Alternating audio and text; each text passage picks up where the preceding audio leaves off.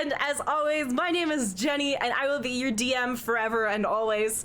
If you don't like me, you're stuck with me forever. Let's jump into a quick review of what happened last session. It was a pretty short session. We were interrupted by a surprise guest, a very needy puppy.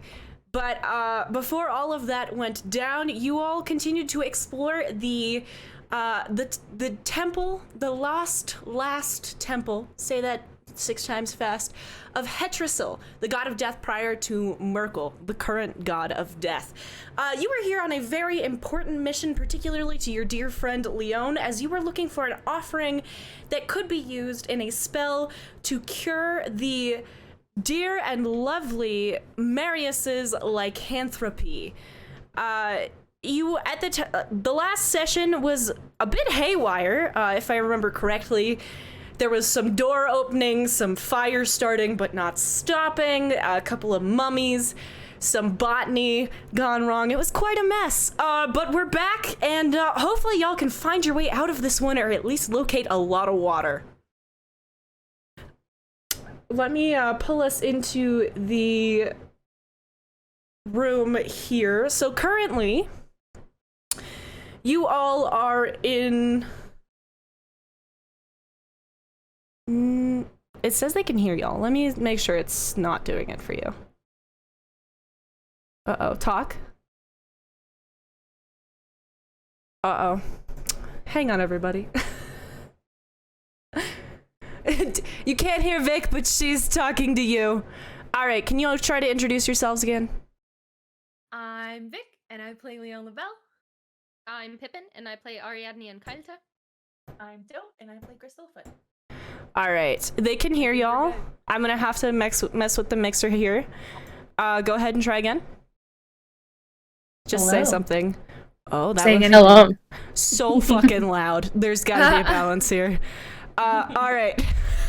So, if I recall, the last thing that we did, Yes.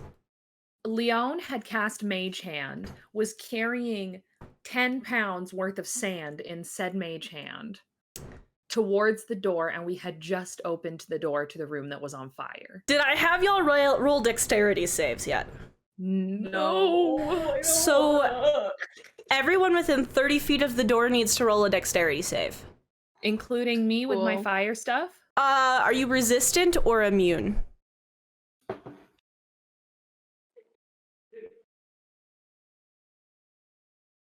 Resistant. Yeah, roll a dex save. Do I get I'm- advantage? 25 No, feet from It's a Vic, dex save. But 30 Oh, right, that feet makes sense. under. I'm fucking dumb. If you're within 30 feet, you need to roll a dex save. Okay. Yeah. I think we're all within 30 feet, tragically. Okay. Oh, fuck me. Um, That was a 16? 16. I got a 14. I'm checking if evasion applies. I got 15. Okay. You got a 14, Pippin? Yeah. All right, so Pippin, you are going to take 14 damage. Gris, you're going to take 7. Leon, you're going to take 3.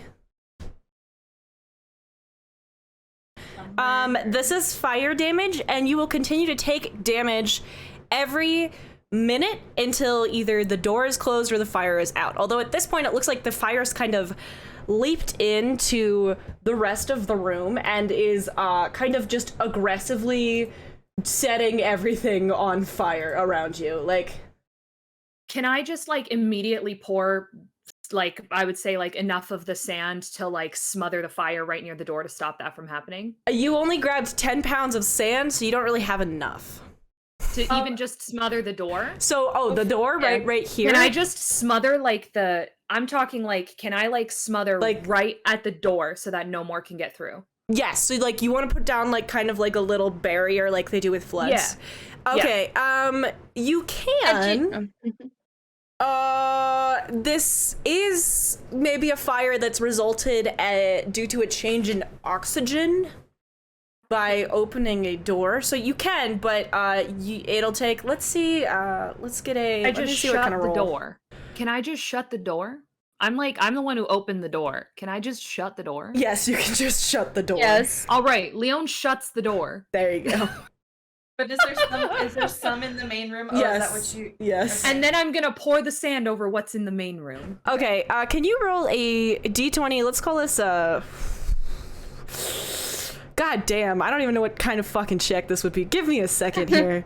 I'm still logged in as Doe on this, so we're gonna just pull up Chris's sheet here. We're gonna call this a thoughts and prayers roll. Yeah, this is gonna be a thoughts and prayers roll. Let's have you do survival. It's gonna be a survival roll. Okay. Where the fuck even is that? It's at the Wait, very Near bottom. the bottom. Okay, go off. Okay, that is...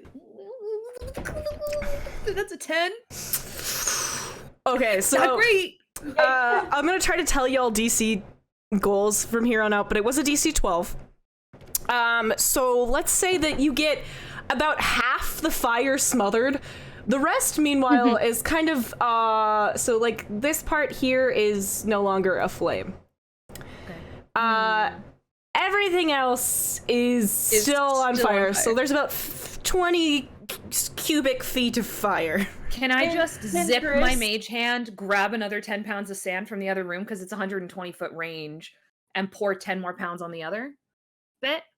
Sure. Okay, Let's I'll have do you that roll then. another survival check. This is also made Okay. DC 12. Meanwhile, Gris is going to run to the Oh, that was a first nat room. 20! That was a nat 20! Oh, nice. Jokes. Can- Do you want to do anything, Gris? I was gonna run to the first room and grab one of the blankets off the bed and use that to like smother the fire. All right, well, the fire is out. I don't know how to delete it. Maybe by pressing backspace. Yay! So the fire is now out, but now there's like a good 20 pounds of sand on the floor. You look down, you can see like a couple like scarabs kind of like scuttling around in it.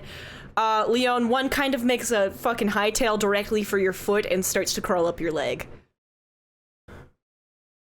Gris just kind of no. chuckles as it happens, and she's like, "Leon, maybe we just cool it a little bit with the fire.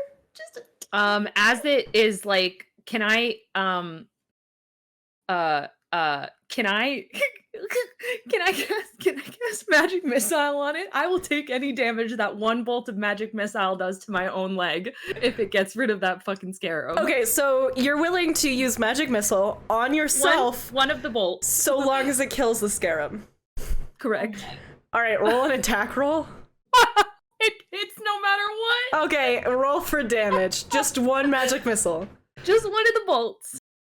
Okay, go for it. That's 3 damage. Yeah, okay, so it kills the scarab, but you take 3 damage from magic Okay. missile. That's Yeah. fine. It's worth it. Someone call Valdethus and tell him the new definition of overkill. I'm not having that thing do anything even mummy adjacent to me. Okay? We're not playing that game. Okay. So like I feel like you would just see Leon literally just go like no and just zap it. Doesn't even flinch when she takes the damage, but she just like I think zaps it. Gris is gonna just kind of like let a little squeak out. Like she still cares about bugs, even though they bugs. And then she's gonna kind of like whisper to Ariadne, like, "Does Leon seem to be a little on edge?"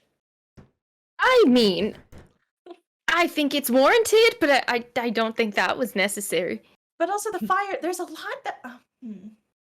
I mean, I did tell her to light the tiny pyres. That was me. That was me. Oh, Leon She looks followed at my them. advice, and you know, you can say it's her fault for following my advice in the first place. Like that's just it. But- well, it's her fault that we're here. Period. So I'm just gonna blame it on Leon. I think. You know I can hear you, right? I'm Yeah. right here. I'm Oh, can you? I'm right aware. here. I Okay. was having a one-off combo with Ariadne over here. Uh-huh. And Leon strides towards Leon just like nods and strides towards this door. All right, so you are approaching that follow. door, Yeah. and you would like to open it? Yeah. All right, let me do the reveal fog thing. Just an Leon apology gets to open the door. again to everyone in chat. I am fairly new to Roll20, so We're learning new things. we're learning new things, and I'm kind of a slow fucking learner because I'm an old person. All right, let's see. Fog. Reveal areas. All right, so you open the door, and it's very dark in this room. Very dark in this room. I'll go ahead and reveal this too. But from what you can tell, this Like so dark that dark vision can't see? no, like there's just no torches, nothing, like no cracks of light come in. From what you can tell, this is like kind of almost a library. It's smaller, Leon, than libraries that you are accustomed to, but Ariadne, you recognize this as a fairly standard kind of temple record-keeping room. Yeah. It doesn't really like resemble the library that you're used to in that in your temple there's a lot more kind of like study. This one does look like it was primarily for record keeping. Right. There are large, almost like file cabinets, but not really, sort of big boxy square cabinets with drawers that look like they could be pulled forward. Each one is marked in very precise carving in that same kind of ancient Elvish that's been found all around the temple. Leon kind Okay. of like looks over her shoulder and is like, this is a small library. Oh, well, it's not really, but yeah, fine. What do you mean not really? Well, it's like, I mean, yeah, like in the sense that there are books here and scrolls, but it looks like it's for records and like archival. Not like ours is more for study. Not that I studied, but it was more for study. Can I roll? Grace is gonna step into the room. I guess I was gonna say investigation, I think she's gonna step but I into like probably the have to nearest step into the room first. nearest bookshelf on the right. Okay. I think Leon would go to the left. And I'd like to I will like follow Grace. pull out a drawer and just kind of see what we're working with. So you want to like kind of rifle through it a little bit? Yes. Leon Could I wants to get do the same? investigation checks from everyone who opens a door? If you open a door, do an investigation check. We're gonna start with Chris. 14 plus 2. So 16.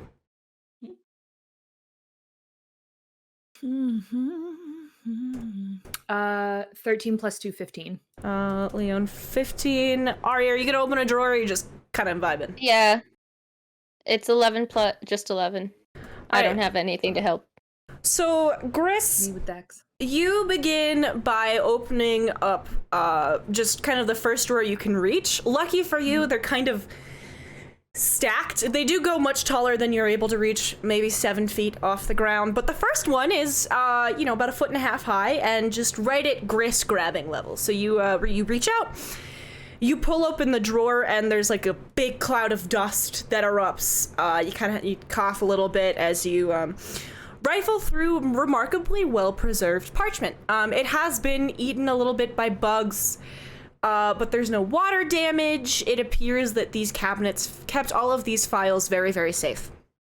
You are delighted to find that the bottom drawer is full of several scripts. I'm gonna take a quick look at your language. Well, you recognize one of the scripts that these files are written in. Another one looks very familiar, but you can't read it. And a third doesn't strike you as particularly familiar, though it resembles halfling more than the average script does. However, you do recognize that a majority of these are in some form of ancient halfling.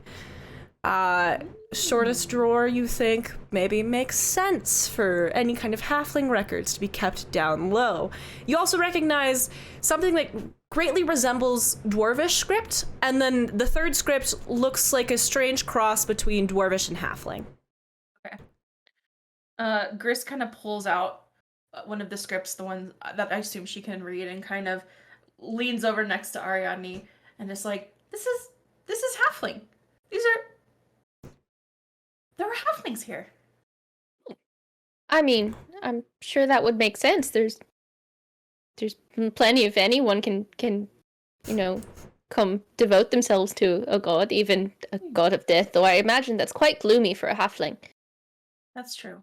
I just haven't seen very many halflings, and when we went to go to all the temples, there weren't a lot of halflings either, to be honest. That's just kind of exciting. It What'd you seems they were thoughtful. find? So she's gonna keep rifling, I imagine. Okay, so you don't want to See- like look at any of these or try to read any of them. Can I look at the one that is readable to her? Yeah, so this is about as readable to you as the Ancient Elvish is to Ariadne. Do you want to roll an insight check, maybe? Yes. 7 plus 3, 7, 8, 9, 10, 11, 10. I was like, 7 plus 3 is not 11. It's 10. So I'm working on my maths. you can't make out a lot of this. It appears to be, from what you can tell, kind of like a very brief record of maybe someone whose remains came in to be prepared. You can tell it's a halfling by the name. Riamalda Little Fern. The name actually closely resembles your own, which kind of stirs something inside of you, and you can tell that there is a death date, though the last 2 numbers of the year kind of have rubbed off. Okay. Riamalda Littlefern. Are these people that they burned? Because that's what the pyres are for, right? Well, yeah, for funerals. I know, but we don't do that back home. But it's weird. Littlefern. I wonder if they have any resemblance to maybe Reese's side of the family. I guess it's just records of. Wait, if these are records of people who've passed, would they have any records of who's come and given gifts or made offerings? Or would you make an offering if someone Maybe. passed? How does that work? I really wouldn't know, Gris, but if their records are this detailed that they need a whole room for them, I'm hopeful that maybe there'll be something here to help. Gris kind of grunts and turns around and looks at Leon and is like, In are you getting records over there too? Are they Yeah, also so- halflings? What did my investigation check reveal? So you've taken a different side of the room. Yes. You kind of pull out the drawer right in front of you, kind of how Gris did, and find quite a few records in Ancient Common. Okay. This is actually the closest to any of the modern languages. They also appear to be relatively new records. Obviously not that new. This temple has been in disuse for quite some time. But from what you can tell, presumably would have been filed around the time of the last few ceremonies held here. What does it say? Can we roll insight, please? I'm good at that one. Okay, that is 14 plus 5, 19. These appear to be records of quite a few cremations and burials, and something that you understand to mean given to the sky, which appears to be a different method of I'm trying to think of a better word than disposal. Imagine that I said a more nuanced word for getting rid of a body than disposal. Yeah. A different in method of I can committing see someone to the interment beyond. if it's not being interred. That's exactly what I was thinking. Like, you can't really. There's also quite a few records of people being embalmed, which kind of makes sense based off of the sand room that you saw. But these are long lists. They also list cause of death. You see that many of them died from starvation. Several coming from the same region. It's a name you don't quite recognize, but it does kind of tingle something in the back of your head. The name of the region that they came from was along a river of some kind. You can't quite make out the writing. It sort of seems like it starts maybe with a V. Good. And it seems that just scores of common folk, humans mostly, died of starvation in this particular river valley. And would it be too presumptuous for Leon to, like, would Leon know whether or not this was the same time period as the previous fall? It would be the same time period, yes. Okay. So Leon kind of is holding these papers and goes, well, this one's actually pretty much kind of common. Like, it's not really common, but it's like an old common. And You mean ancient, like literally everything else in this place? right, but like I can understand this one and I can't understand the rest. So this one's good. Sorry, and, Liam's consistency. Mwah. So Leon goes, well, I mean, it looks like it's from around the same time as the fall, and well, there's a river valley. I think it's where the osteoclasts are. A lot of people starved during the last Starved? fall. It's the Do you only th- thing that makes sense. Well, then, do you think? Does that mean? Well, because Yes, it means that if we don't figure out what's going on with the gods, that the people in the Vinric River Valley may very well starve because their god has gone silent. Yes, that's probably what it means.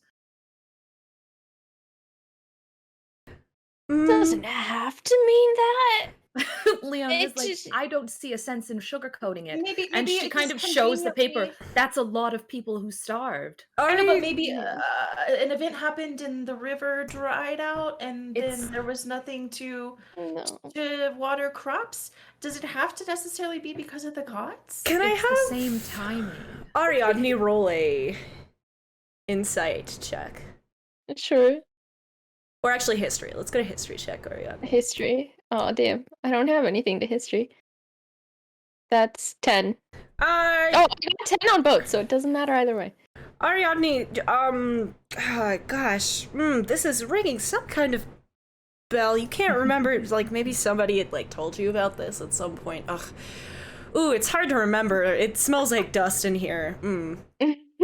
Maybe somebody had, like, mentioned it, though. I don't know. Let's see. You sneeze a little bit. Your thought process is interrupted by a large cloud of dust. You also, you rolled an investigation check, right? Yeah, but for what I opened. Okay. Up top. Okay, I've got... You made this all italics. It's hard to read. I'm so sorry. It was to indicate handwriting, because I'm a monster. No, I understand. I would have done the same.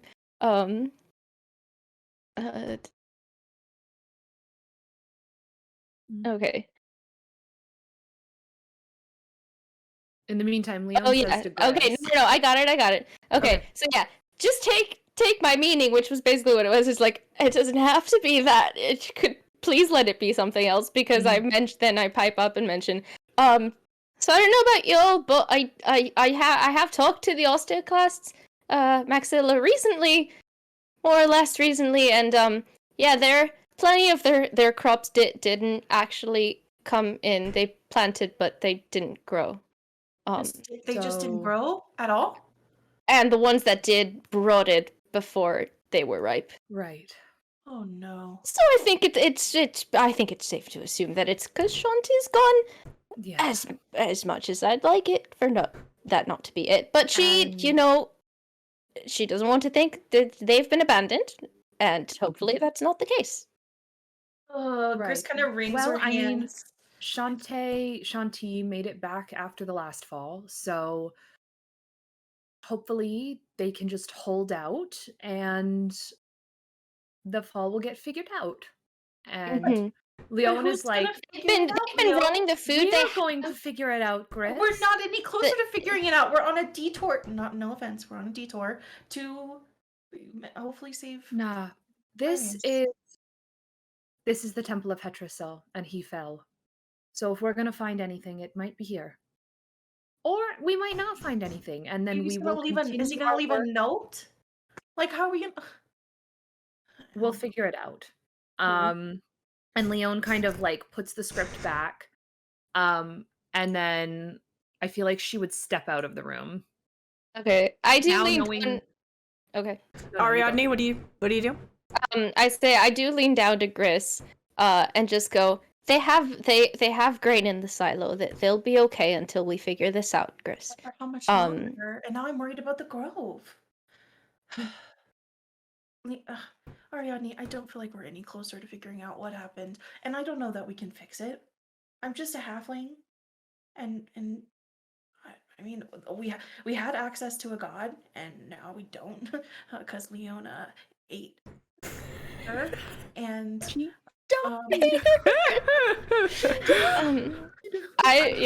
and I just don't, and we don't have Mung anymore, and I just. As you mention, not having Mung and the goddess dying, you could swear you hear just like the littlest mischievous giggle, just directly to your left. Grace kind of turns and she kind of feels like a shiver, like on her skin, and she's like, No. Did you? Never mind. I swear, I'm either going crazy because it's so dark in here, or so dusty in here, and she kind of like dusts off, like brushes off her arm a little bit. She's like, but I could have sworn. Don't worry, I keep thinking every single cobweb I hit is like death. So I feel you, dude. I get it. I get it. Well, not a cop. Okay. I thought I heard someone. Leon calls out, am I opening this door alone? Or Ariadne, You're the one who left before finding out what I read, but you know, no one ever listens to what I can read, so. I'll listen. I was gonna say, Ariadne, you're still holding a scrap of parchment. Yeah, Leon comes back and like pulled- leans in the doorway, Yeah. arms crossed. I'm like, I mean, if you don't want to find out, then that's fine. Not that Listen, I'd love to know. We're on timeline here. So I pulled from the very top, a divide and conquer type situation to Gris. I was like, well, she's going low, so I'm gonna maximize our chances of finding something. Ariadne, you open the top drawer of this file cabinet thing closest to the door. Actually, when you go to open it, it's slightly ajar, as if it has either been opened or not closed completely. There's only one piece of parchment in this file, which makes your job very easy, actually. You're kind of like, I had the most thorough search. I searched an entire drawer. What did y'all do? There's only one sheet of parchment in there. You remove it. Although it is a full sheet of parchment, there is only one sentence scribbled on it. Very hastily. Can I understand it? Yes. What does it say? It's very simple. It says, leaving, period. Offerings can be left on altar by pilgrims, period. Do not expect an answer, period. So I read this out to Leon, and I go, so that's ominous, but at least we know where to look. You know, at least we know where to find the offerings. And I don't really need a response, you know? For all we know, they were saying they weren't gonna answer the door. Exactly. We don't need a response from Hetrasil. We just need to get an offering. And In go. fact, getting a response is probably the opposite of what we need, considering he's meant to be long dead. I look up and around. I'm like, I don't want any. I don't need no messages. Yeah. Postbox is closed. I feel like this whole place is kind of a message, to be honest. Why would it be in this drawer, though? When you put it on, like, a front door, or, like, near the altar, or... I imagine someone left and put this, but considering it's in a records, perhaps the very last person, when no offerings were left, just went with the rest. Also, drawers, I mean, they preserve things a bit better if they were trying to preserve things for people like us who were going looking. I wonder if they were expecting someone. But okay. Is there anything else in this room besides just stacks and stacks of drawers and... Stacks on stacks. It's just stacks on stack of drawers. There's not even, like, a chair to sit on. You do see, like, a footstool, although it is made of wood and kind of dry and doesn't look all that stable to stand on. Quite a few spiders' webs. You do see a little mouse run by your feet. It sort of does like a large like loop around Leon and then happily skitters over your feet, Gris, pausing for a moment to look up at you, and then skitters over Ari's feet, doesn't pause, but doesn't try to skirt them at all. No fear on this little mouse of you two, before scurrying into a hole behind one of the cabinets. I didn't Very kill that good. one. Yeah, but you killed one of its friends. Look at how I it ran didn't away do it from deliberately. you. It was an accident. Yeah, We should well. open the other doors and get out of here. Fine, Okay. fine. Gris I guess we have hesitantly to follows. look for the altar. I expect that's Yeah. I have a that'll feeling be- it's through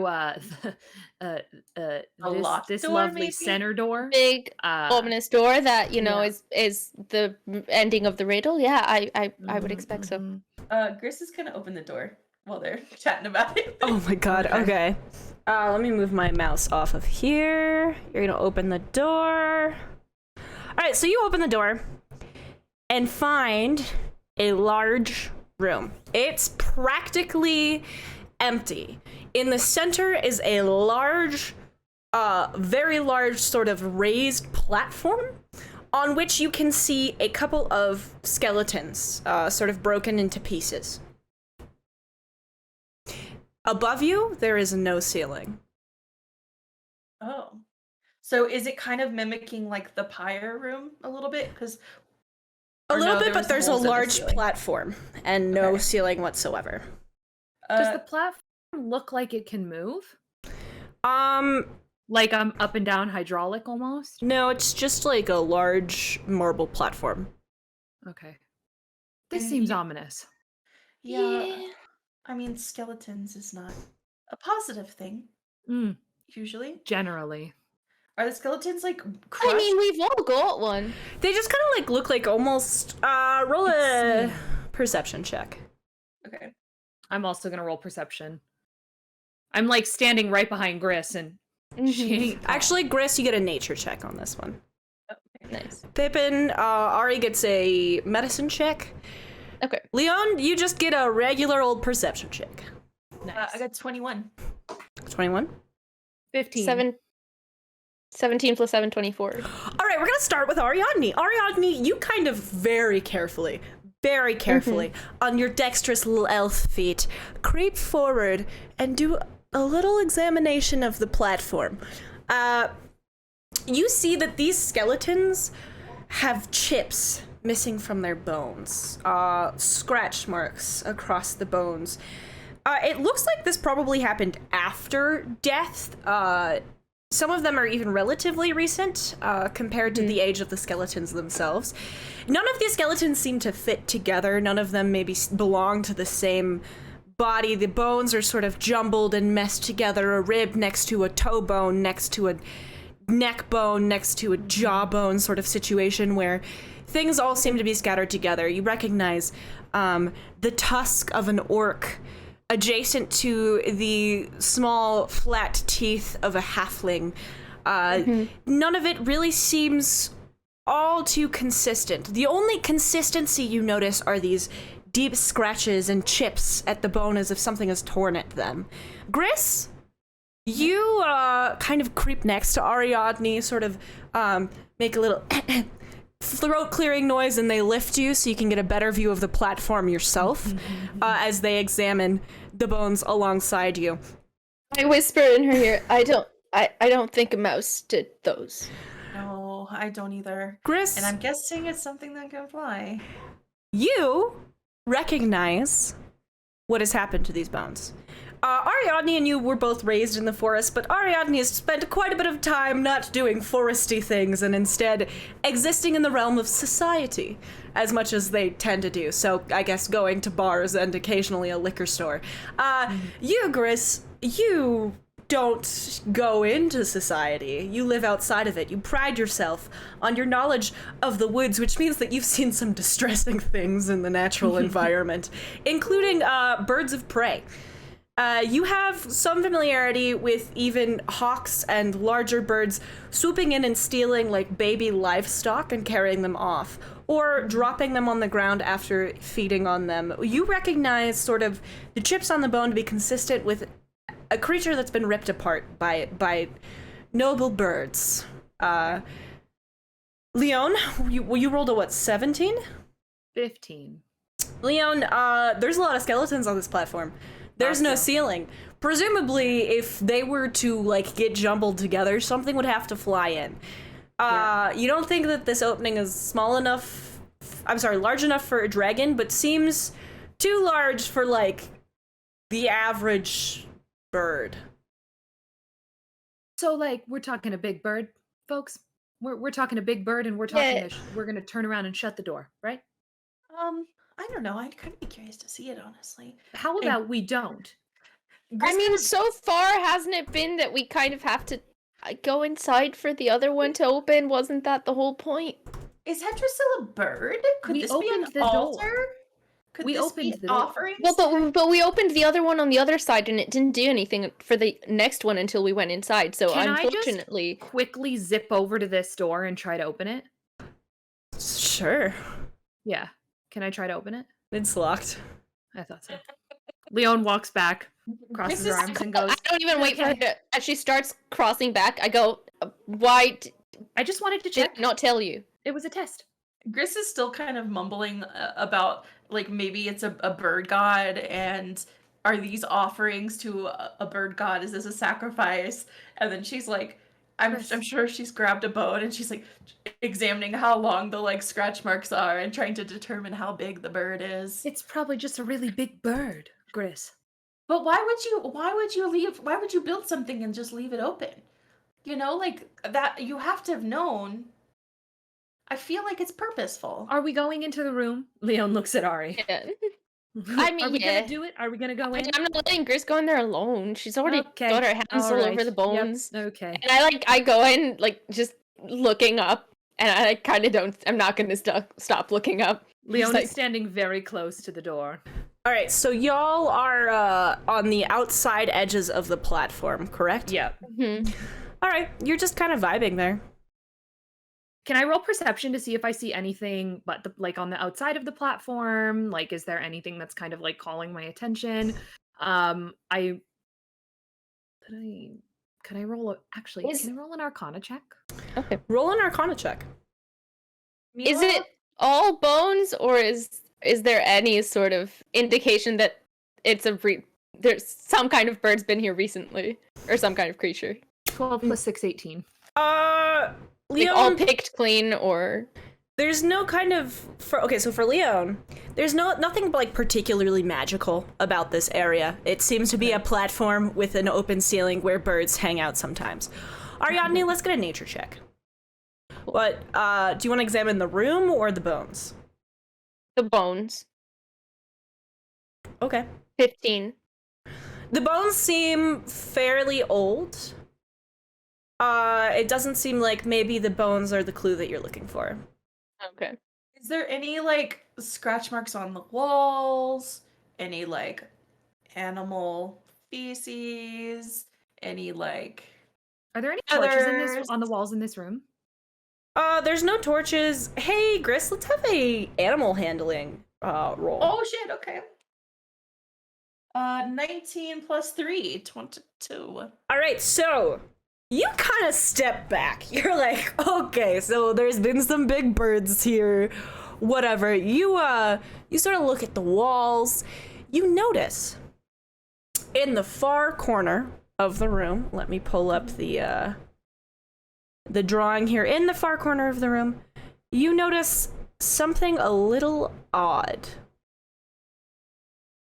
Above, where the two columns that support the walls meet, just sort of beyond your eye line, you can see what looks to be almost loose hay and straw.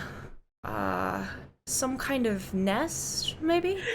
Gris reaches her arm out and like smacks whatever part of Ariadne she can possibly reach. And she's like, Ari, do you see it?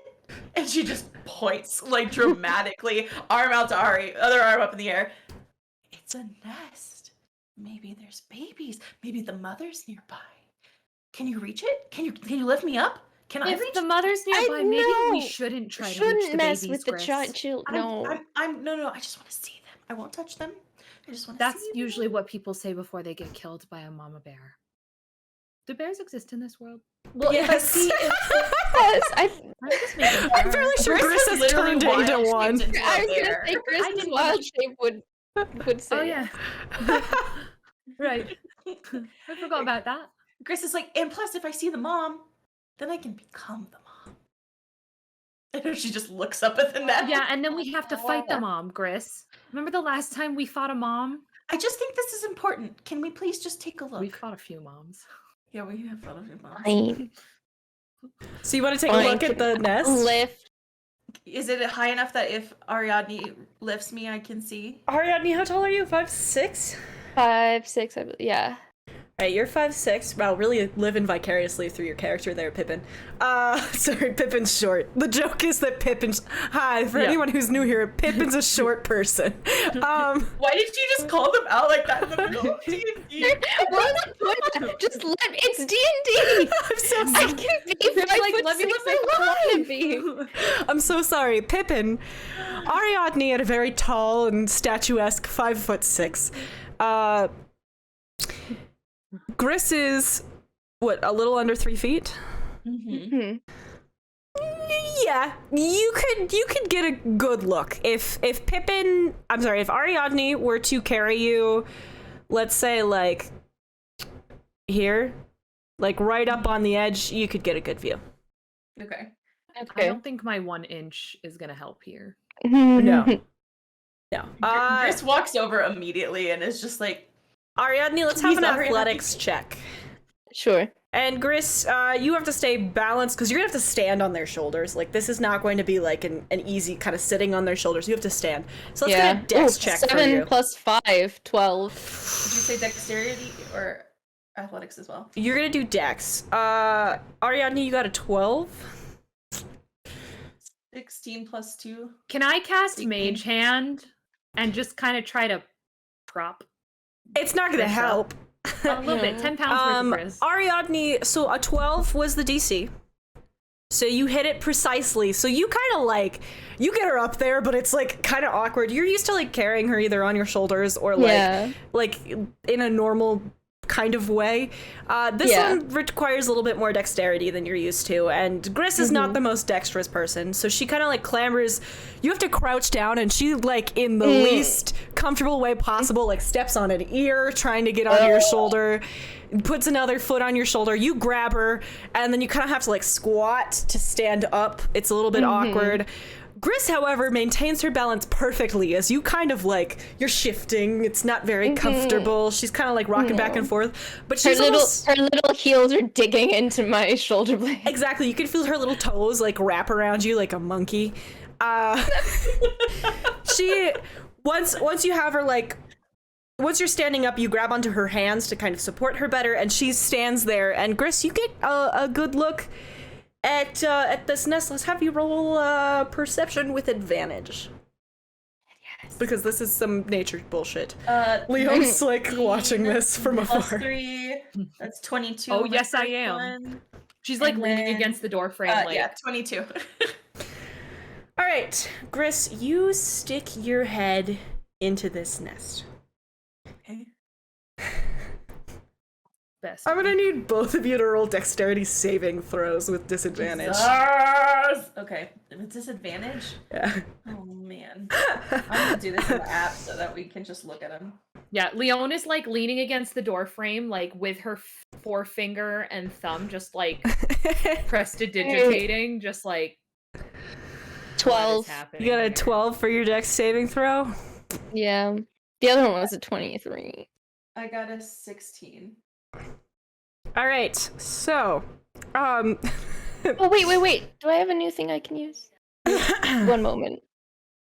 I'm gonna spend 2 of my key points and cancel out the disadvantage.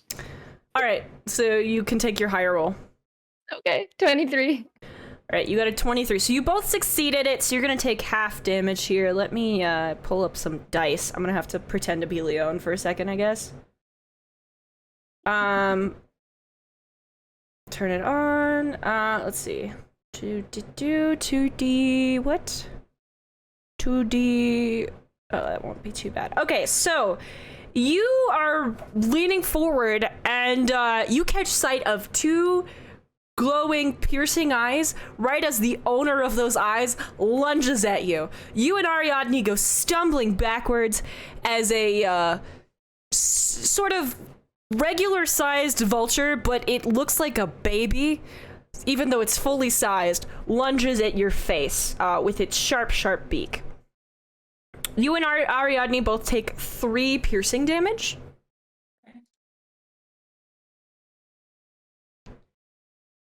And this giant baby vulture lets out this heart-breaking, like... Oh, no. Oh no. Oh, no. Oh, no. Can you, like, tame an animal or anything? Leona's like, that sounds You bad. convince That it. sounds bad. Can you do Chris anything, is like, Gris? This is like it's your not- thing, right? I know. Yeah, but it doesn't sound like scary Try bad. talking, like, try, It yeah, sounds like scared bad. yeah. So try talking to it or something. You can do that, right? Leona's leaning against the door Yeah. frame still. Considering it might call something to help it not be What scared, if you just maybe like do something. tried to seem nice or something? Gris is kind of probably at this point honestly panicking because they're like, you should save this animal, and Gris doesn't know what to do. Gris, Why roll don't an you- animal I handling was check. gonna say, what if you Save, just roll an animal handling and try to like calm it down? Okay, so Gris is just gonna. Is it still up in the nest, Jenny, or as it flew down and attacked us? So is it closer? It like just sort of So it lunged just towards lunged. you and managed to beak both of you, but it's still in the nest. Okay, then I will do animal handling to see if I can just kind of like softly talk to it Okay. and see if that does anything. 17 plus 3. Okay, so you are able to speak to it. Say something to this little bird. It's okay. It's okay. It's okay. I'm Gris. You like kind of, it's not really lunging at you anymore, and you get a better look at it. Around it are several broken shells. Okay. And it looks hungry. Oh no. Oh no. It doesn't appear, based off of your knowledge at birds, that its mother has been home in quite some time, but it doesn't look old enough to leave the nest. It doesn't seem like it still has like its little fledgling feathers. It doesn't seem comfortable with flying at all. It like seems a little intimidated by you and lets out like a little frightened like and kind of How scuttles tall- backward in the nest, but does not take off. How much does it weigh? It's about 2.5 feet tall, presumably around 30 to 40 pounds. The same size as Gris. Yeah. Gris is about to adopt a same size fucking vulture. Gris is like, Ariadne, will you lift me up again? Oh, and then she also before she does that, she's like, I only have scones. Leon, your rations. Do you have anything with meat? Ariadne? Ration? I have, Leon's like, yeah. right. I- Leon goes digging around in her bag. Does Leon have any meat or anything? That giant bag of Leon, you only have like very fancy wheels of cheese. Ariadne, you have I a have bunch of actual jerky rations. because you know how rations work. Leon, you literally brought like 8 wheels of brie Sounds right. with like a refrigeration spell cast on them Yeah. that Bertram 100%. prepared for you, and He's the best. like several like pre-prepared rolls of like puff pastry dough, also with the like refrigeration Yeah, spell. so I can cook it. But like there's, Obviously. there's not You're really gonna make baked brie in Hetrasil's temple. 100%. No, On the listen, way to I have Hetrasil's 10 days. temple. I have 10 days worth of actual rations. It's So mostly like jerky and dried fruit, Pippin. Yeah. Leon calls from the door. I've got cheese.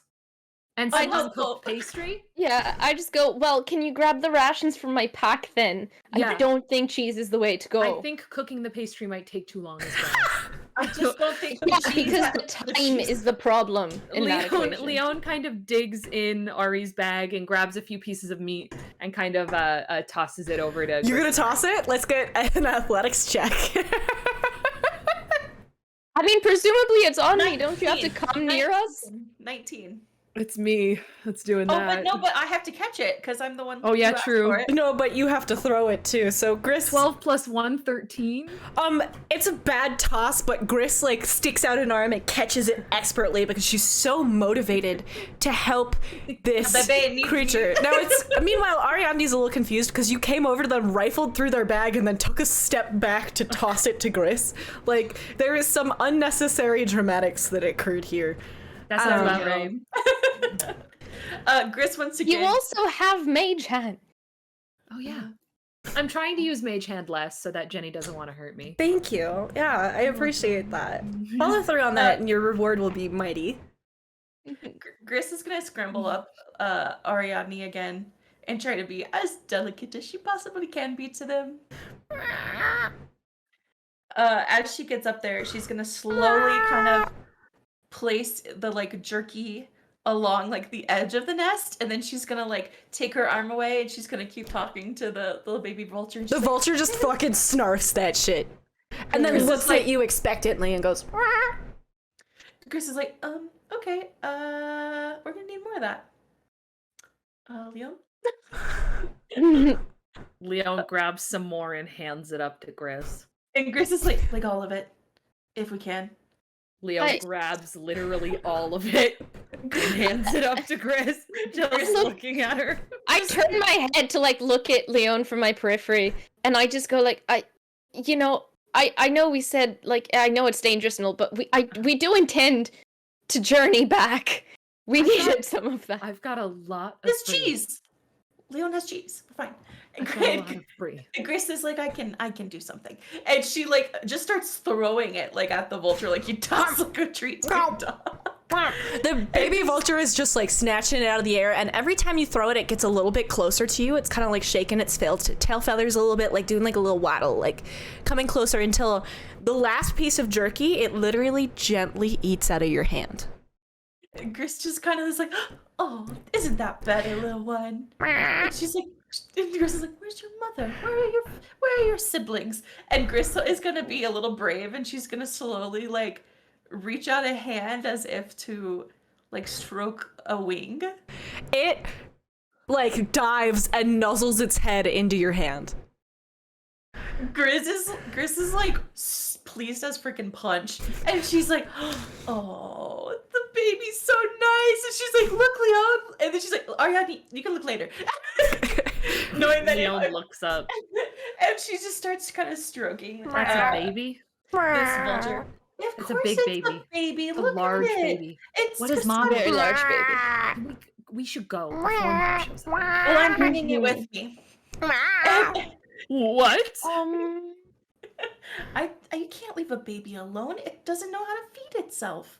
Just get it off its feet. Gris, how are we going to get it down? Gris kind of like thinks for a second, and she reaches into her satchel and she pulls out a piece of scone, and she's like, oh, I don't think you're gonna like this. And she kind of like holds it out and like turns her shoulder towards the vulture, like, come here. It's 40 pounds. It's the same size as you. your size, Gris. Let's have you roll a strength check. The vulture does kind of like the look of the scone and steps hesitantly onto your shoulder. Strength. I'm so worried. I have no modifiers. Ari just tenses, just like, So does what the Leon. hell are you doing? What are you? 13. Okay, the DC was 13. So it steps onto you and you kind of like slump a little bit to the side, but manage to right yourself, and you're like, okay. Your movement speed does drop by 5 feet while you're carrying this thing, but it does kind of settle onto your shoulder, and you feel it rest its head on top of your head and let out a little contented like, Oh, Gris is melted. She is absolutely fucking melted. So she's like is slowly gonna climb off of Ariadne and be very careful not to like piss him off at all. And then just starts kind of like breaking off little pieces of scone out of her bag and like feeding feeding the vulture a little bit, and then kind of like petting it, and then she just looks expectantly at like Ariadne and Leon, like, all right, what's next? The vulture seems Leon looks perfectly at Ari. content with this. I should have you guys know this is like an ugly. If you've ever seen a baby vulture, like they look Yeah. like grown They're not vultures, cute. but like with just weirder feathers. So it's like Yeah. it's not They're cute just naked. unless you're Gris, really. Unless you really love Yeah. animals. Gris is like, oh, what should I name you? Do you think we're done in this room? Maybe the naming can wait. Perhaps we can. Yeah. Long ride, I just, long, like, long put- drive home. You can come up with a name for the I bird. just like put my hands on my hips and then I like look at the bird exasperately and I just go like, you wouldn't happen to know where the altar is, and I like look at Gris like, can you? Gris is like, can you take us to the altar? And then she's like, Twig? Maybe Twig? Oh, okay. You like it? It's literally been in Wait, its the nest its vulture. whole life. And Gris is like, maybe it knows things. And she just Right. kind of is like, I'll lead the way. We'll see if it feels anything. And she kind of heads towards the door. to Yeah, see- Leon walks to the final door as well. You stop in front of the final door, and this baby bird, questionably named Twig, like flaps its wings a little bit next to you, and then settles back onto your head, like head on your Leon head. looks at the bird with disdain. And Gris is like, should we go this way, Twig? And she's gonna, The only way to go, Gris. well, you don't know that. There could be secret passageways or hidden doors or Leon Oh. tries to open the door. You're gonna open up the door. So you, Yeah. hang on, I'm gonna reset Leon's everything. getting really, really antsy. Like she's like, we've been here a long time, and we have to get all the way back to Alis. So, I'm gonna have to adjust this slightly on our screen, friends. Give me just a second. The door opens, do I revealing a room. while This the door room- opens, Gris kind of pats Twig and gives do we know the gender of this bird? It doesn't matter. Gonna like nuzzle them a It's little a bit. bird. and just kind of like make like little kissy noises at the bird. The bird goes and like sort of like almost kind of dozes off on your head with its head on your head. It's very well balanced on your shoulder now. Like it's just vibing. I love it. She's just beaming. I feel like Leon's gonna walk down the hallway to about the point where the room opens up so she can get a better look. All right, are your friends going to follow you? Yeah. I glance back and I'm just like, that was okay. Let's just go. And Gris is like, I can't help but think that maybe Twig's making y'all uncomfortable. It's a giant vulture, Gris. Yeah. They're a baby. Look at this precious thing. It's the size of you. Doesn't matter. So what do I see in this opening? You see a large rectangular room, wider than it is, I don't know, tall, with a single square or rectangular block carved from the same stone as the rest of the temple, behind which is carved words, and on top of which are several assorted items. What are the items? I can roll perception. I'm assuming this is like the altar, right? So Leon wants to know what the You can roll offerings are on there. perception. If you have a proficiency in religion checks, you can roll religion. Oh shit. I do. Wow. Does that mean I get No, it just means I have extra. Proficiency, yeah. You get a Okay, so that's proficiency bonus. 20. Would anyone else like to examine this sort of carved thing? Yes, please. Ariadne, would you like to too? I can't hear you if you're talking. Oh, sorry. That's 20 plus 7. 27. Holy shit! Beautiful. Yep. Do I even need to roll? I don't think so. I mean, shit. Ari rolled a 27. I rolled a 20. A nat 20 from Ari, so... Yeah, not 20 plus 7. Gris can probably just pay attention to the bird and be fine.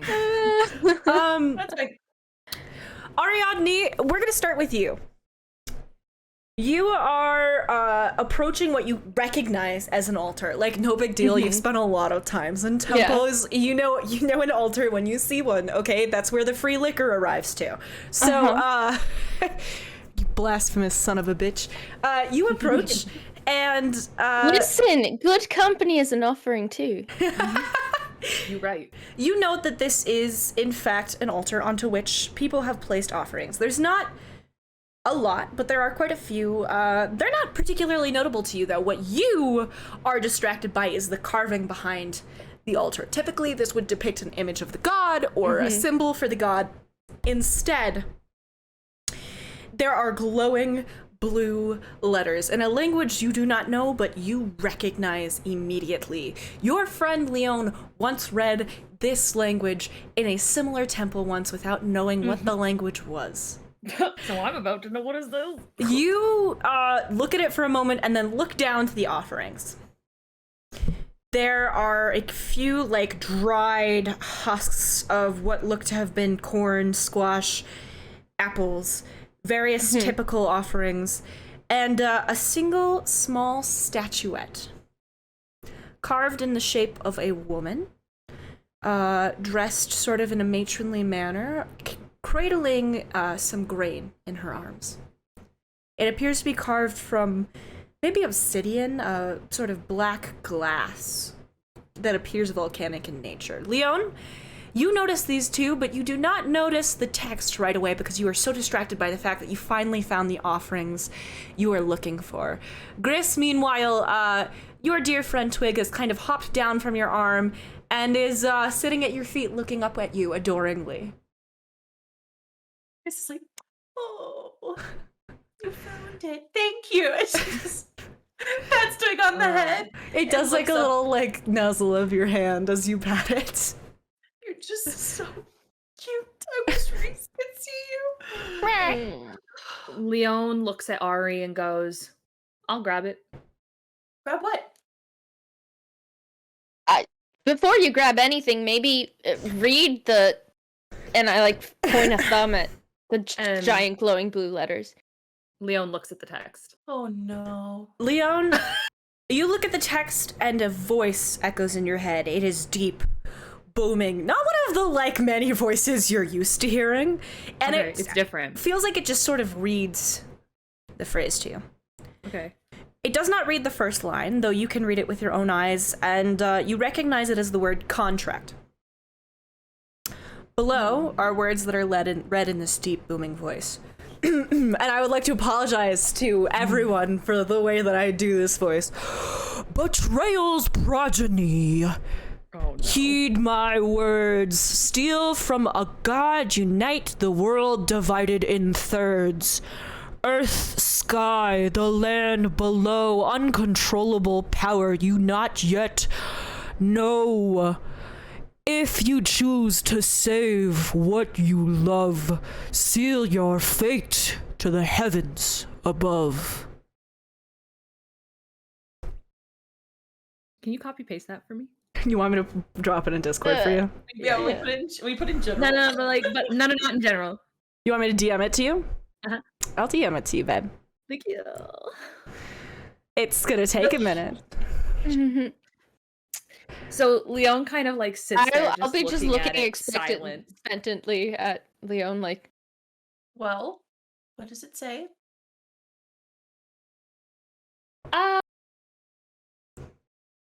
Well, I mean, it's not great. Like how not great? I mean, well, it's I'm the one who's supposed to be here. Let's just say that. Does it say your name? Well, no, but it says the same. No, not in so many words. Okay, and what words then? yeah, Betrayal's progeny. Oh no. Just a nice little Oh. throwback. just okay. It doesn't. Does it say the whole song? No. Oh, so what does it say? Well, Wait, I mean, it how do says hey, if it says I steal from a god, I can unite the world. So that's a good thing. Really? Okay. Yeah. Is it stealing if they're telling I'm you to telling do you, it? that's what it says. Why would stealing from? Are you sure? Yeah, Read it that's again. what it says. Yeah, Read it again. I'm looking at it. Read it one more time. Leon looks at it. And then Gris kind of Yeah, like that's what it says. Gris whispers to Ariadne, "What do you think? Do you think that's what it says?" I don't know. I mean, I can't very well read it. She's kind of on a power trip, right? Yeah. Leon looks at them and is like, "This room is really small, and I can hear you." I asked you to read it again. Read it again. As if, like, she keeps saying this as if it's gonna distract.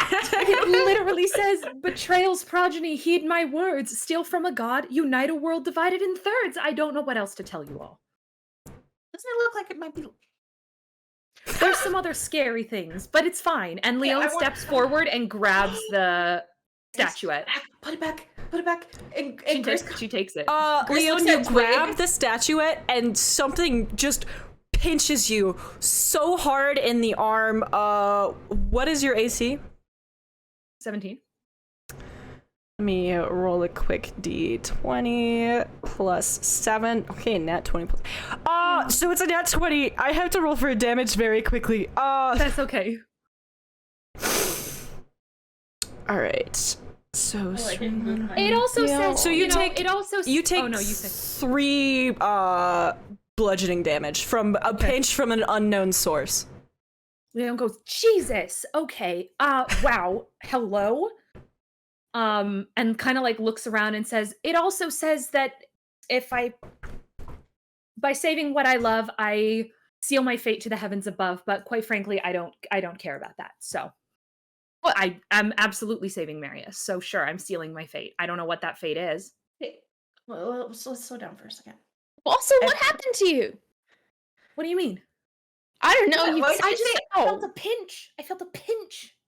Gris kind of looks at Twig like a side eye, like, "Do you do that?" Twig's currently like dozing off at your feet and starts when you look at him and goes, "Rah!" And Gris is like, "Okay," and just pats him. It wasn't Twig. Leon puts the figurine in her bag of holding. Leon, put it back. Put it back. We Absolutely haven't talked not. about this. We haven't talked about this. We're Why here would for stealing- one reason and one reason only, and it's to save Marius's life. Okay, And but I'm not Marius going said- to have you steal from the god. It's done. I've done it. Mary said that if you had to choose between you and him, I don't care what Marius has to choose say. you. Okay, He was always gonna do that chivalrous thing. Okay, well maybe there's a reason. So you want me to let Marius die? I don't want anybody to die. Well, that's But what it sounds like. In the scheme of things, I do know you a little bit better than this. I'm Yes. fine. See? I'm fine. The figurine is in the bag I've taken from the god. Neither have you. Neither of you have, so you're fine. We're But fine. I also am worried about why would stealing. I know, Ariadne. I know that was a terrible thing to say. And Leon looks at Ari. Right? She's like, where did that come from, Gris? Gris like rubs her temples and she's like, "I really do care about Marius. I'm sorry. I'm worried. Why would stealing from a god who has fallen unite the world? And why would it be connected to Marius? And why?" Well, I think it's connected No, to but me. at this point, I think Leon's right, and I think we can talk about this outside. And you know what? If it does turn out to be true, then hey, 2-for-1 deal. Exactly. Okay, but also then it's there's a catch-22. There's always a catch-22. She swallowed a god. I know, but what does it mean by her It having was your just heaven's the fate? power of the god. It's fine. It wasn't just the power of the god. We know. It was that. the pearl of She a dead died. woman. She died, and it was her power. It was the remains of her power. That's all it was. It was just the remains of Tafine's power. But why? I just still don't think you needed to do that. I just don't know why. All my questions are leading back to why. So you're still Well, it's standing in none the of us room with the here can altar. answer. Yeah, I'm walking out. Yeah, at this Leon's point. Leon's on her way out. Like, I feel like we're talking and walking at the same time. Okay, so this is an argument as you attempt to exit the temple. Yeah. Mhm. I think Gris is probably lagging a little bit behind. She's pissed, but she'll walk out. Your bird is toddling behind you and can tell I that don't you're want to upset spend and any- is kind of like nipping at your like the loose hanging pants that you have and like tugging to be like, "Yo, you good?" Like Gris like reaches down and like does like a little scratch on Twig's head. It just kind of is like lets out a heavy sigh and she's like, Leon, if we get out of here, please tell me exactly what it said. I did. Even the bad bits, the really bad bits. I just did. So that's it. Is that something bad's gonna happen to you? No, it doesn't say that. Your fate thing? The fate thing? The All it says is save what you love, seal your fate to the heavens above. That's not a bad thing. It just doesn't sound That's like not a bad. We're saying sealing your fate is a bad thing, but that's not necessarily a bad thing. I could be I mean, sealing considering the Marius's fact life. that you, like, you know, took fate's powers, it could be a bad thing. Could be a good thing. Fine. If I'm stealing from, if me stealing from this god is going to unite the world. Okay. And she just kind of goes quiet and follows. I guess we're probably back in that middle room again. Yeah, I feel like we're kind of, Leon's kind of Yeah. skirting past the big statue. I just go, as we're walking, I just murmur, I didn't know the world needed uniting. I didn't know it was in thirds. Why would it be in thirds? That's not a very good fraction. Very unsettling, actually. Wait. Ariane, roll a religion check. That's a... Not 1, +4. It's so weird that the world's divided in thirds. That's such Yeah. a dumb way to divide a Why? world. So weird. Yeah. Would Leon know? I like Should I roll a 2-6 much religion more. check?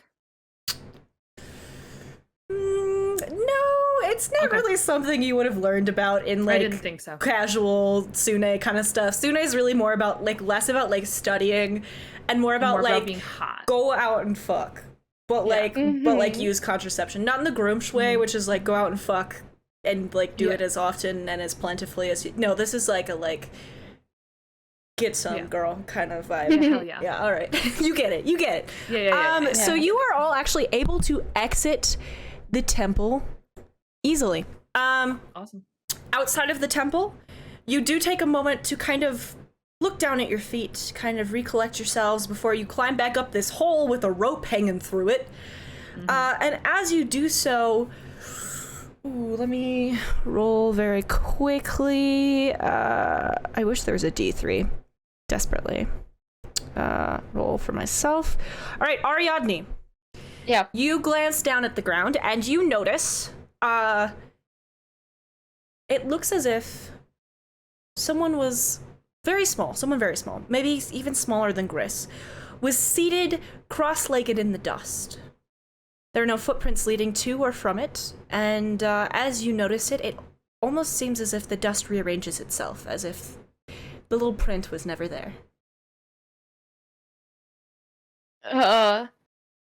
Can I, like, go closer and then just, like... Or, no, I'm looking down, right, you said? Yes. Because we're already up? Okay, never mind. Neither of you felt a breeze down there, did you? A breeze? No, I got pinched by something. Oh, thank up, you, Twig? Twig. Thank you. Well, it's just, it looked for a second like... it looked like someone was sitting there, but now it doesn't, so I don't know, I'm tired. I'm done. I'm All the more done reason with for this us temple. to go if Chris there's other kinda- people here. Gris puts her hands on her hips and like looks down at Twig and she's like, "Did you sit down somewhere?" I don't think, no, it does, I don't mean, think it was the bird. twiggy legs, that didn't look like that. It looked like when I sit down cross-legged and then, you know, it's like that shape that your butt makes on the floor in the dust. Yeah, that shape. Okay, I thought at one point when we were in the room with the records that I heard somebody. You don't think somebody's following us, do you? Because I could have sworn I heard like a little bit of a laugh. Right. I know, it's weird. Twig, do you? I don't know, animals have kind of a precarious sense. Is there any way like Gris can like kind of like is it down at the bottom? Gris, did you change your cantrips? I'm pretty sure I did, yeah. That's so unfortunate. Maybe it's a question you'll have to save for the next time you can change your cantrips. Okay. Leon is like impatient, like we are like Marius will die. Chris is like, okay, I'm sorry. I just think it's weird. Stop And she's acting like we don't know that, Leon. But I know, I'm it's just also freaking not out, the Ari. first time in the last couple of days that we've like hallucinated things. All of us. Not So Well, I makes didn't me hallucinate nervous. anything. I literally you am were in pinched pain. by something. And No. she shows her arm and there's like a bruise forming. Mm-hmm. The bruise. Can I get a medicine check from the two of you who are not the bruised Yeah. ones? Yeah. I got 19 plus 7, 26. Wowie. You're killing it today. You Except for notice the that the relationship. bruise is kind of like in the shape of a sock. You know, I go, yeah, that bruise on your arm, the one that looks, and I like crane my head and I look at it, the one that kind of looks like when Mung hits us with a sock, that bruise? Yes, but Mung's dead. So What do you mean it looks like? Gris kind of like leans in a little bit and squints. I like grab her at the top you know, of her we head and could- like we turn could her look head at to see it. up there. We could look at it. With We're a already light. up there. We're already up Oh, there. are we? Yeah, Yeah. you all kind of like Oh. ascended the rope ladder, got to the top, and Leon was like, I have a bruise. Yeah. So I'm like, okay, but listen, I did hear, does it not sound like something you would do to pinch you when you steal from an altar? Or Maybe. when Galen's rude back at the party? Or Or when we talked about laugh at us when we're defeating- trying to figure out a puzzle? Okay, so maybe it's Mung. Maybe that's something we address after. now, Mom. No, let's address it after we save my boyfriend. I mean, but he might be with us. Mung, if Then you're he'll here, still be with us. will Yeah. you throw something? I go, Leon's right, we can talk and walk, but also, and I like look around us and call, keep up! There's a little like tug on your tunic. Ah, see, told you. And I like look down and I lean to wherever I like put my hands on my knees and I like crouch down and look at like the space where I was where the tug came from, and I'm like, ha! It is you. And I like look expecting like I don't know to see something, but I Something don't. slaps you across the face. Gris is like watching this happen and it's just like, are you okay? I something tugged on me and then something slapped me. You know what? It's nice to and I like look back. I like as I turn to Gris, I look back at the same spot and I'm like, it's nice to see you. Well, It'd be Feel nice you. to see you. Well, if it is Mung, should we keep going? Do we keep the relic? I guess so. Okay, so you all would like Nothing to. happened. There is nothing you can do to have me get rid of this. We already took it. It's stolen. Gris just mumbles like under her breath, like, nothing. We can't unsteal it. So You can Let's always just put something go. back. You can always put something back And and say we're you're not. sorry. We're not. It's not happening. And Leon strides forward. Gris grumbles and like throws another piece of scone towards Twig and like starts walking and kind of looks back like, let's go. Yeah, Twig like does its best to keep up with you, and it's like it does kind of like wander off and like come back to you, sort of like a dog that's not on a leash. I stride forwards past Grizz and everything, and I just go, why is the bird eating better than I am? Why is the If bird you want here? some scone? You can have some. It's a little stale. And she grabs another scone out and hands it out to Ariadne. No, it's fine. I take it and I just go, and I keep walking. The bird now is very interested in Ariadne's scone that they're holding. I look down at it and I go, you've had enough. Oh, fine. And I like break it in half and give it. It scarfs it down and then tries to like nuzzle you a little bit. Aw. I go, you need to learn to share. Do not scold. Twig. He There does. are boundaries that you cannot cross with another woman's child. He's the bird, Chris. And your bird needs to learn that there are several people in this party that need to eat. Ari's right. This is a growing baby. Ariadne, Yeah, how and I'm old a are hungry you? wolf. Are you really hungry? I mean, yeah. Look at this baby. Mama. It's had 10 days worth of rations. I think it's fine. It's growing.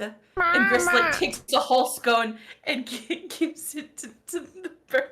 The bird like Yeah. scarfs it down and then appears satiated and goes mama at Gris and like toddles after her.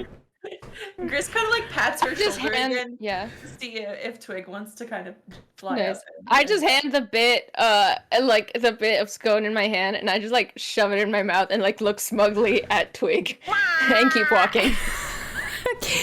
So the journey continues. It takes you about a day and a half. And you arrive in Alas. What would that put you, like the day before the full moon? Mm-hmm. You pass through the gates of town, and the guards sort of nod at you all. Lady LaBelle, welcome back. Thank you. You pass through the kind of first set of walls and approach the inner walls, where the guards are just sort of relaxing. One of them appears to be smoking a pipe and looks up as you approach and sort of straightens himself up and is like, welcome back to the inner walls, miss. Do I know this guard's name? It starts with an F, you think. Leon goes, how are you? Oh, I'm right good, miss, you know, I'm quite good. We've had like a not very busy couple of weeks here. No little robberies or anything, so it's good to see you, miss. Your mother's been out taking a turn about the town on occasion. I thought you'd be happy to hear that. She's got Absolutely. that butlers of yours with the bad attitude comes with her sometimes. He doesn't like me. He doesn't like most people. Oh, well, he seems quite fond of your mother. Oh, anyways, not my place, Lady LaBelle. I suppose you'll be wanting to go home then? Absolutely. And you're taking your friends and their Pet. pet Twig. It's an exotic pet. Oh, yes, the nobles with their strange tastes. I'm familiar. All right, come on in, go on in. I'm sure your mother will be happy to see you. I haven't seen the suit of yours around recently, has he? He's just been really busy. Oh, I'm sure. Yeah, Navy man, right? Yeah. All right. Navy, Well, business, the whole steel situation. oh yeah, I'm quite familiar. They made our weapons. Only the fancy ones, though. Only the captains. All right. You head on through. Don't. If you see the captain, don't tell him I'm slacking on my duty a little bit here. It's I just. won't. All right, Lady LaBelle. It's good to see you. You too. All right. See you later. Just kind of like waves. Yeah.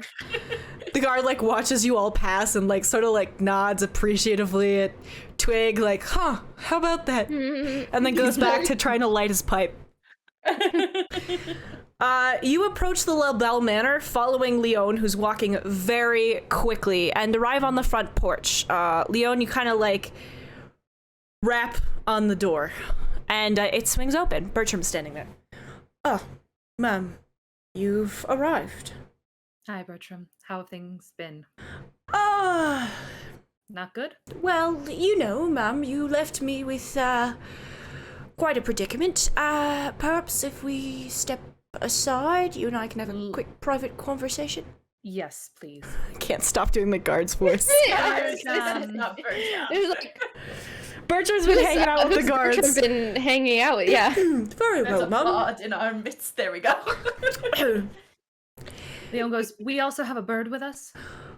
I can see that, ma'am. I'll, be sure to let the kitchen staff know that we'll need carry-on for dinner.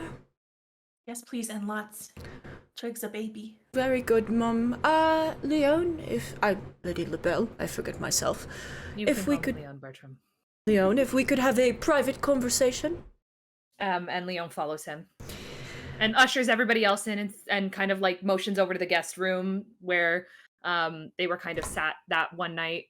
Yeah. Several times. Yeah. And we've it's been like, there. if you could just wait there and I'll come back as soon as Bertram and I are done speaking. Gris kind of heads over that way, her feet tired from the journey, and is like, you know, this room's kind of boring. Don't let the bird on the furniture. Oh, Don't let the Okay. bird eat the furniture either. What if And the Leon bird is, follows what if, Bertram. What if the bird is in my lap on the furniture? Okay, No. bye. As Leon leaves, Twig like climbs up onto one of the couches and settles down in a little ball and falls asleep. Oh. Gris just beams and just like, don't make them. They're so cute when they sleep. Leon, Bertram takes a few paces away, just out of earshot from your friends, and goes, "Now, Leon,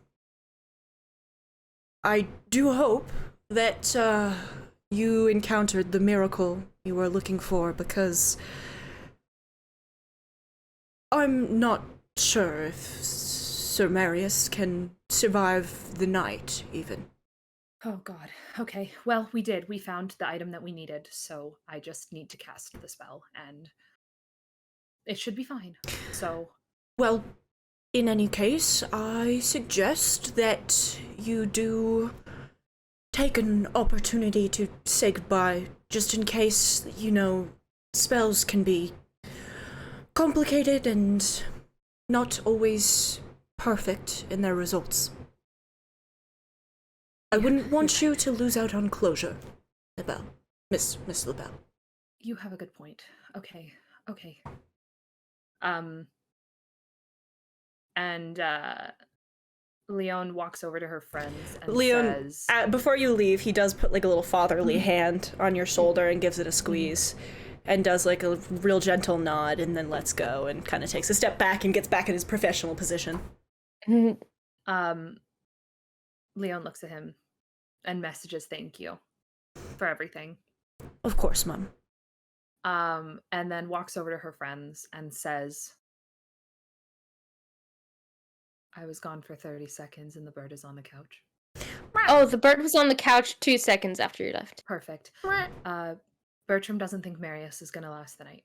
Okay, what do we need to do? Well, I'm going to go talk to him. If you two would like to talk to him as well, in private or together. And once we talk to him, I will cast the spell. Do you need anything else for the spell? No. Yeah.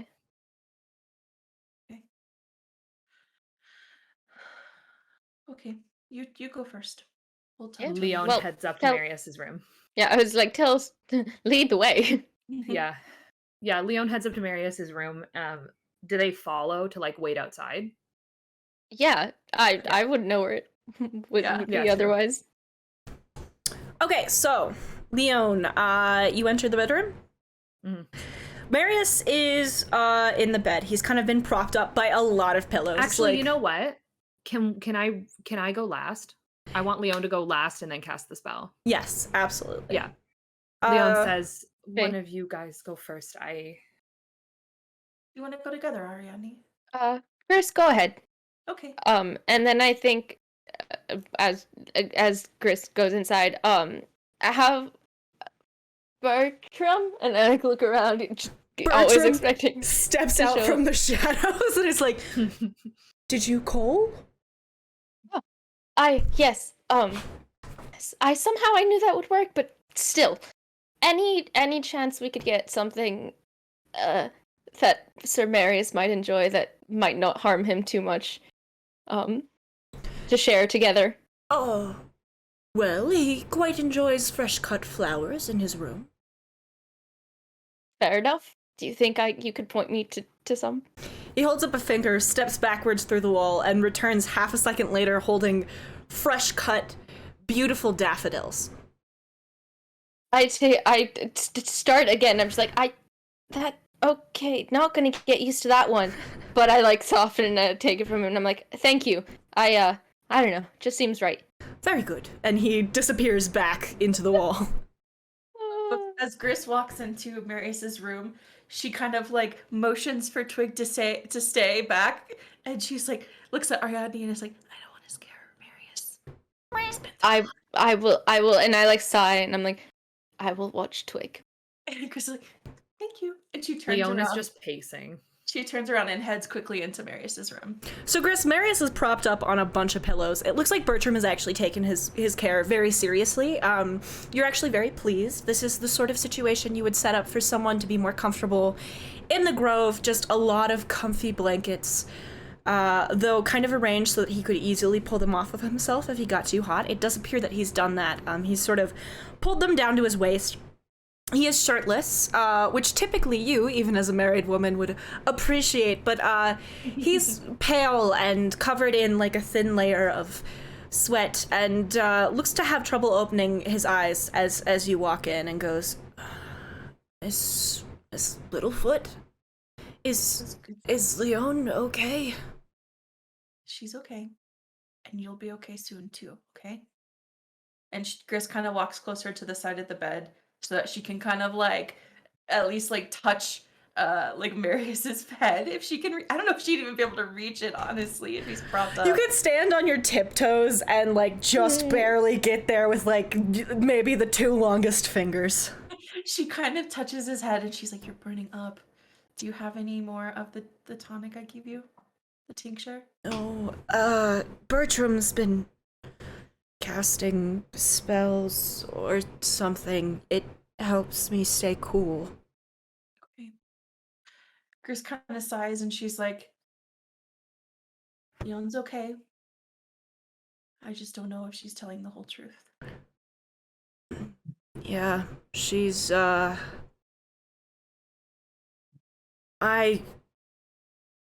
have to expect a certain level of truthfulness from everyone you meet, Miss Littlefoot, and,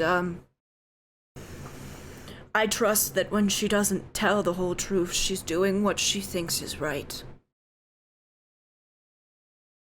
And I like looks up, not particularly at anything for a second, just thinking, and she sighs and she's like, "You're right. And at the end of the day, she's doing this for you and for other reasons that she thinks are positive ones. So I guess we just have to support her." He kind of And like Gris- reaches and takes her hand from his head and holds it and goes, "She do anything for people she loves, and that includes you, I think."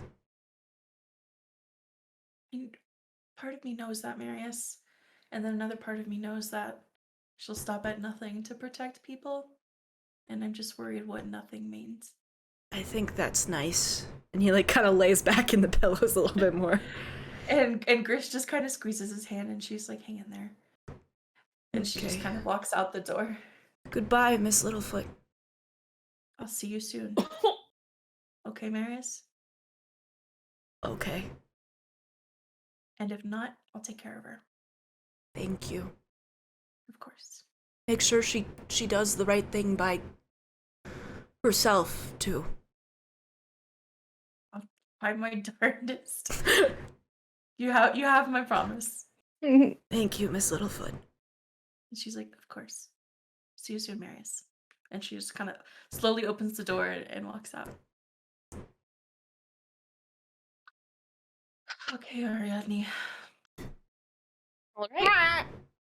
The bird has fully, like, taken the end of Ari's tunic and is sort of, like, sucking on it the way that babies will sometimes suck on, like, baby blankets. And, like, looks up at Ari like, "Oh, you're leaving?" I undo part of I undo one of my linen, like the hand wraps, and I just go like, Oh my god. and I'm like, I trade it in his mouth, and It takes it from your hand and, like, continues to suck on it very contentedly and, like, sits on the floor with its little legs splayed out in front of it, like, sitting like a person almost. Oh my god. Chris Cool. sits down on the floor next to Twig to wait. Awesome. But then I take a deep breath and I go inside. Marius looks like he's, like, most of the way asleep when you walk in, but he, like, starts a little bit and goes, "Ariadne? Yeah. Don't sound so disappointed. No, I'm very happy to see you. I'm sorry, it's hard to muster the energy."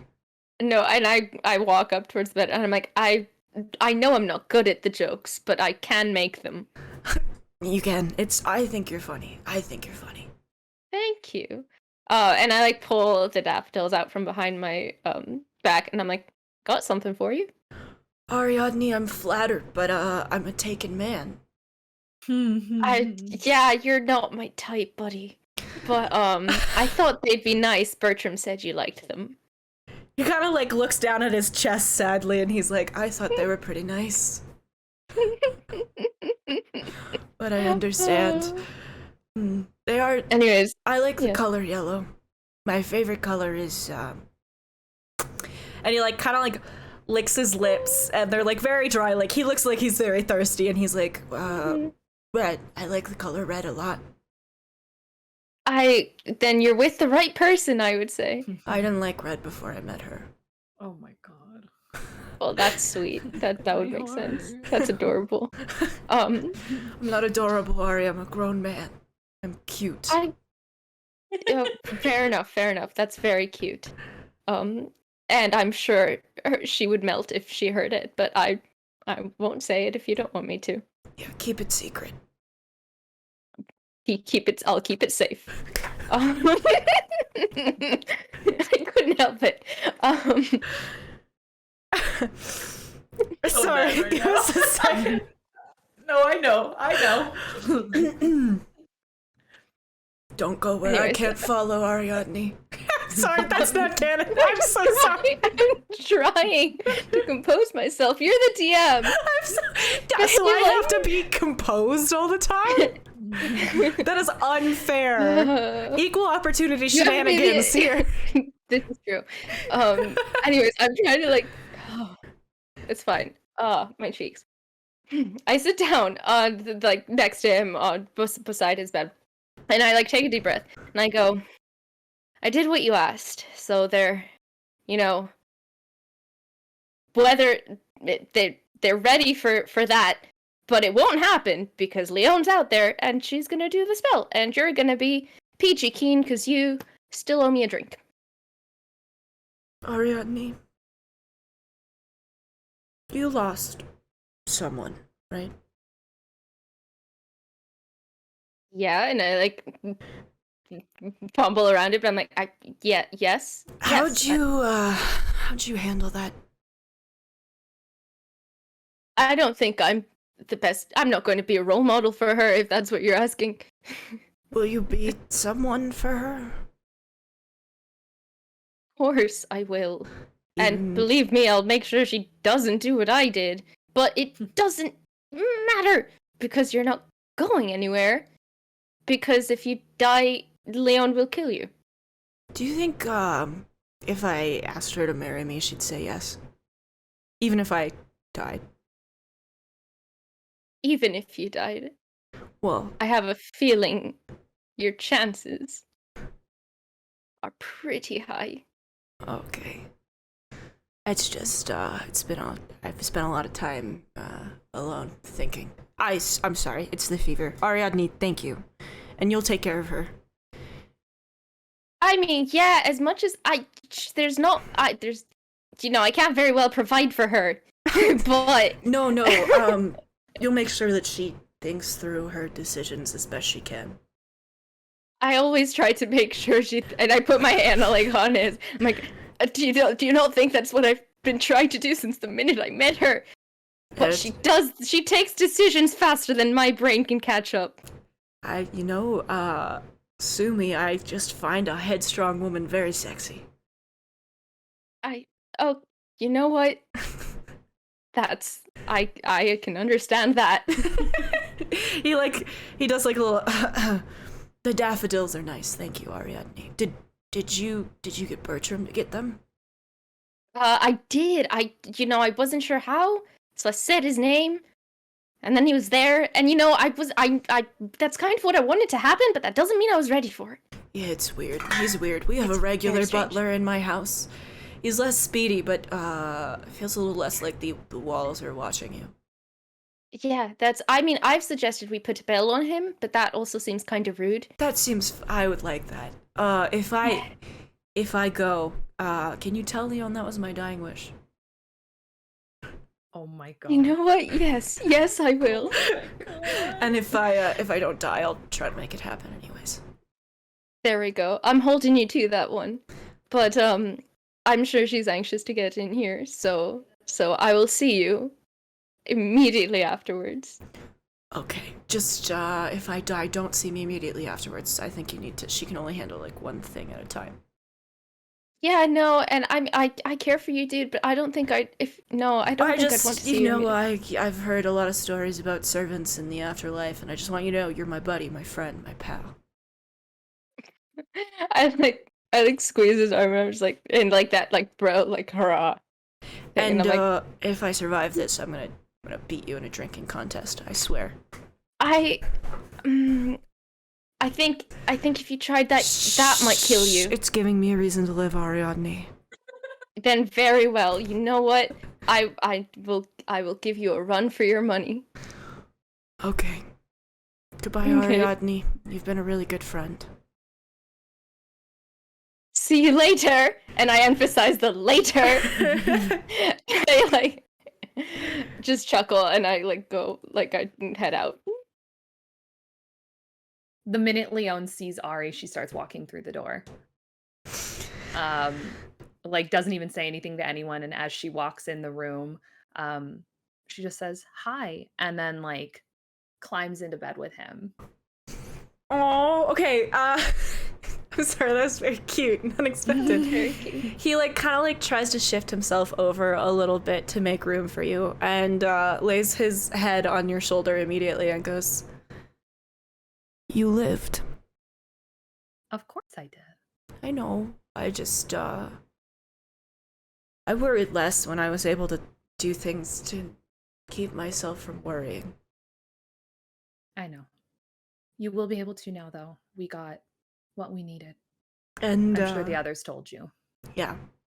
And if it doesn't work, That's not an option, Marius. but it could be an option. It could not work, Leon. What do you want me to say? I don't want that to be an option. I know. I'm just sorry. I hypothetically, and I know this is coming out of nowhere. I've been thinking a lot about death and dying. Leon is like playing with his hair. And not dying, and how cool it would be to not die. I'm just wondering, hypothetically, if we were, and I would want to do this again later if it was hypothetically a yes, but like hypothetically, if I live, would you want to get married? Leon kind of smiles and is like, of course I want to get married, you idiot. I love you. He like does like a little like kind of starts a little bit and then looks at you really fast and he's like, so it's a yes. Yes, that's a yes, Marius. All right, then do the spell on me, baby. I got a reason to live. Leon sombers for a moment. And like she doesn't want to acknowledge that it's an option, that this is the last time that she's ever going to speak to the man that she loves, but she knows that it's there, right? And so she gives him a kiss and she says, "You're gonna be fine, but I want you to know I'm glad that I killed Ciricea and that we made you no longer a bird." He's kind of like holding the back of your neck a little bit, and he's got like his forehead kind of pressed to yours, and he's like, and I'm glad that the first one didn't work out, because I got the chance to meet the most beautiful, exceptional, strong-headed woman in the whole world, and that was worth everything. She kisses him again as a response to that. You can tell, actually, as you kiss him, it feels like his eyes are wet, like he's crying. And then she wipes the tears from his eyes. He goes, if this is goodbye, I love you. And if it's not, I love you. I still love you. Leon says, I love you too. And then What does it take to cast this spell? So the instructions were a little unclear, other than the note that's like, hey, don't really use this spell. From what you can understand, someone with the power of... It was described as the gift of many fallen can take the offering of a fallen god and through it will eternal health onto the person of their choosing. It consumes the offering, and beyond that, you're not really sure what the consequences are from the caster's point of view. Okay. All right. I mean, Leon is like internally a little concerned about the eternal health portion of that, but she also doesn't care because the love of her life's about to die. So, she pulls out the offering. Ari presses, like, it looks like Gris presses their head, like their ear against the door to eavesdrop a little. You're muted. You're muted, Doe. You're I was saying, Gris jumps up, like, oh, good idea, Ariadne, and then goes and presses her ear up, like, kind of under Ariadne, like, and listens as well. Leon grabs the offering from her bag and tries to cast the spell. Okay, so do you want to describe like holding the offering, or do you want me to just go for it here? So I feel like Leon would probably be seated, like holding Marius, kind of like cradling the back of his head. Okay. And with her other hand, because she knows it's going to consume the offering, she would kind of have the offering, and I presume she would like try to crush it or something. Okay, so you squeeze and call on the things that she's done. You squeeze the obsidian statuette very hard, and just sort of channel all of your power, whatever various sources, more than 2 sources it comes from, and try to channel it through this object. The room is bathed in like this golden, searing golden light. In fact, it shines through the cracks of the doorway directly into your eyes, Ariadne and Gris, as you like press up against the doorway. And you can almost sort of hear the swelling of like, feels like harps, Leon, in the room. Marius's skin beneath yours kind of cools a little bit, almost as if the sweat has dried, and the light fades from the room. Marius is still in your arms, blinking up at you. His skin no longer has the ghostly pallor to it, and his hair is shiny and soft, and he smiles at you really big and goes, I am the stupidest man in the world. And he like kind of scrambles out of your hands and he goes, thank you, and wait, and You're welcome. and he like digs through one of the like side tables next to the bed, and you're still sitting on the bed because he just like jumped out with a ton of energy. He digs through the side tables and he pulls out a little box and he goes, okay, you stay right there, you stay right there, Okay. you stay right there. She'd be really mad if she missed this. Gris. Yes, and she immediately opens the door and scrambles in. opens the door, I fall forward. She's gonna do Sorry, that. Ariadne. And Gris just sits there like, I'm being patient, I'm excited, I'm being patient. And like he kneels down in front of you, Leon, and opens the box, and you see your grandmother's ring. The diamond is gone, unfortunately, but it is still the ring that was set there. Set into the stone is a large ruby. Ooh. Surrounded with tiny little diamonds. Every single one has been very precisely cut. And Marius gets down on one knee and goes, okay, I know you already said yes. Yes. But pretend you didn't. Okay. And get ready for this. All right? Okay, I'm ready. Leon LaBelle. Leon tries to like subtly like scoot off the bed so that she's like standing in front of him kneeling. Leon LaBelle, you are beautiful, smart, funny, a little reckless, but I dig it. So incredibly powerful. And entirely your own woman, and I have never in my life met anyone like you, and I don't think I'm going to meet anyone like you ever again. And I'm cool that you want to go out and adventure and save the world. I think that is the best thing you could ever do, but I was wondering if you'd be willing to do me the honor of doing it as my wife. Absolutely.